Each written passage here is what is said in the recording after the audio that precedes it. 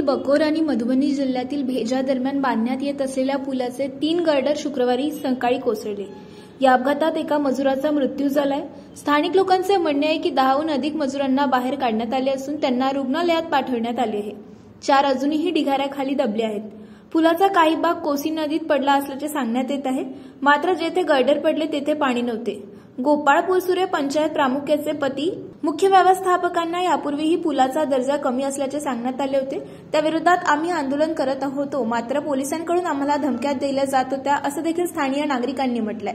हा देशातील सर्वात लांब पूल म्हणून बांधला जात आहे, जो केंद्रीय वाहतूक आणि महामार्ग मंत्रालयाने 1200 कोटी रुपये खर्चून बांधला आहे। त्याची लांबी 10.2 किलोमीटरपेक्षा जास्त आहे। अप्रोच रोडसह पुलाची एकूण लांबी 13.3 किलोमीटर असेल। पुलाचे बांधकाम 2023 पर्यंत पूर्ण होणार होते, परंतु कोरोना आणि पुरामुळे या पूल बांधण्याची वेळ थांबली आहे।